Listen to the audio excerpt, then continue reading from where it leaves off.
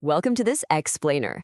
Look, if you're trying to conquer Percy Bysshe Shelley's Ozymadias and lock in those top-tier GCSE marks, you are in exactly the right place. Think of this as your strategic mission briefing. We aren't just going to sit here and read a poem today. No, we're going to actively deconstruct it. We'll look at exactly how a masterpiece of English literature is actually put together, and, way more importantly, how you can write about it brilliantly to get the best grade possible. So here's the big question, right? How do you actually write a grade 9 essay on Ozymandias? Well, today we're going to decode the examiner's mind. Let's uncover the precise tools, the vocabulary, and the analytical frameworks you absolutely need for a level 6 response. We want to move way beyond just, understanding the basic story of a broken statue in the desert. We need to get into the nuts and bolts of why Shelley built this poem the way he did. Here is our roadmap for today. 1. Decoding the mark scheme. 2. Context and themes. 3. Language and quotes. 4. Form and structure. And 5. Perfecting comparisons. Let's dive in. All right, section 1, decoding the mark scheme. Okay, so you probably know that every exam question is underpinned by assessment objectives, or AOs. AO1 is all about your ideas, the themes, and your basic understanding of the text itself. AO2, that's your analysis of language, form, and structure, basically how the poet tells the story. And then AO3 is context, the historical background that influenced the writer. But here's the ultimate exam hack, so listen closely. The absolute best grade 9 answers don't treat these as separate boxes to tick. No way. Instead, they weave them together. You want to use a piece of context to explain exactly why a specific word supports a core theme. It's all connected. Moving right along to section 2, context and core themes. Now, this perfectly illustrates our core context. Percy Bysshe Shelley wasn't just some guy writing poems. He was a radical. He was a pacifist and a romantic poet who absolutely despised violent, oppressive rule. So, when the British Museum acquired this massive fragment of a statue of the Egyptian pharaoh Ramesses II, who was also known as Ozymandias, Shelley saw a massive opportunity. He used this ancient tyrannical pharaoh as a thinly veiled allegory. It was his way to criticize the monarchy of his own time, specifically the tyrannical rule of King George III, who was frankly widely disliked and viewed as a total tyrant by radicals like Shelley. So the absolutely crucial point here is that this poem is a critique of power. And I want to give you a fantastic, high-level contextual nugget that you can just drop right into your essays. Look at the etymology of the name itself. In Greek, ozy comes from osium, meaning to breathe, and mandias comes from mandate, meaning to rule. So the very title of the poem literally breathes the concept of rule, domination, and power. How cool is that? All right, section 3, language and quotes. This is where we hit that AO2. Listen, if you were going to memorize just a few quotes for the exam, this one is an absolute must. Describing the shattered face of the statue lying in the sand, the traveler notes its sneer of cold command. It is just such a heavy-hitting quote that perfectly captures the sheer arrogance of the ruler. Let's really break down the language techniques here. The noun sneer immediately paints a picture of a condescending, haughty, and mocking attitude toward his subjects.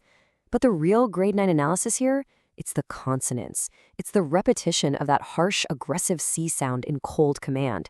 Try saying it out loud. You can feel how sharp it is. This isn't an accident. This elite link reflects the tyrant's complete lack of empathy. It sounds aggressive and callous, and it bleeds right into our perception of a king who ruled through fear and distance without a single shred of compassion. And let's see how this arrogant attitude completely peaks with the inscription found on the pedestal of the statue. It reads, "Look on my works, ye mighty, and despair." I mean, this is the ultimate display of the king's hubris and egotism. Notice the imperative verb right at the start, the command, look. Originally, when this statue was first built, this was a triumphant threat. It was literally intended to cow rival emperors into submission by showing off his massive, unbeatable empire. But Shelley uses this for brilliant, dramatic irony. Ozymandias fully expected his empire to survive forever, but we, the readers, know that nothing is left. The command to despair was meant for his enemies. But ironically, any modern tyrant looking at these ruins should be the one despairing, because it proves that human power is entirely transient. Entropy and time will eventually destroy everything. Which brings us right to the visual reality of the poem's setting. The king's incredibly arrogant words are completely swallowed up by rolling, featureless desert sand dunes. This visual provides such a stark, powerful contrast between the king's boastful arrogance and the vast, unending power of nature and time. And to describe this desert, Shelley uses some really specific sonic techniques. He uses alliteration in phrases like boundless and bare and lone and level, alongside the sibilants of those repeating S sounds in sand stretch. These techniques work together to create a feeling of extensive, empty space. It literally slows the reading down, mirroring the slow, monotonous passage of time itself. It enforces the core theme of the whole poem.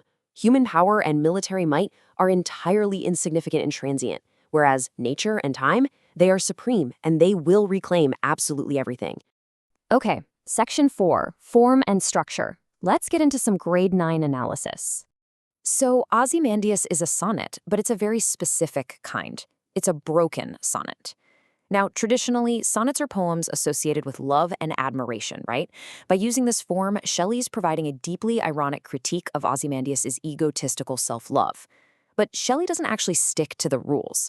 He blends the Petrarchan and Shakespearean sonnet forms together to create something new. Let's walk through this structural collapse together. The poem starts with an octave. That's the first 8 lines that describes the statue and its different parts, really showing its deterioration. Then, right at line 9, boom, we hit the volta, or the turning point, which shifts our focus down to the pedestal and the ruins surrounding it. Finally, the regular heartbeat rhythm of a sonnet, the iambic pentameter, is deliberately disrupted in lines 11 and 12, right when the tyrant speaks. This sudden change in meter draws intense, glaring focus to his arrogant voice right before the structural collapse of the poem's ending. And here is the grade 9 mic drop concept you need to remember: a ruined structure for a ruined ruler. Shelley deliberately breaks the literary conventions of the sonnet to physically enact the collapse of the statue and the tyrant's power on the page. The poem's loose structure and its irregular rhyme scheme actually mirror the disintegration of Ozymandias' empire. It's genius. He also uses enjambment, which is when a sentence runs over a line break without any punctuation to stop it. Visually and structurally, this refusal to stop at the end of a line represents the statue itself being snapped and broken in half. Shelley's refusal to conform to just one style of sonnet is his own rebellious way of breaking traditions and defying the establishment. And finally, Section 5, Perfecting those comparisons. If your exam question focuses on power, oppression, and institutional control, William Blake's poem London is your absolute perfect match. You can brilliantly contrast the personal, visible, and ultimately crumbling power of Ozymandias with the faceless, systemic, and enduring institutional control found in Blake's London. Think about it. Ozymandias rules through sheer arrogance in a giant statue. But London's power? That's woven into the very laws and minds of the people themselves. To make this as easy as possible for you, here is a pre-written grade 9 thesis statement that you can use as your ultimate weapon. While Shelley presents tyranny as a self-destructing monument that time inevitably erases, Blake exposes power as a living, systemic prison embedded in institutions and ideology.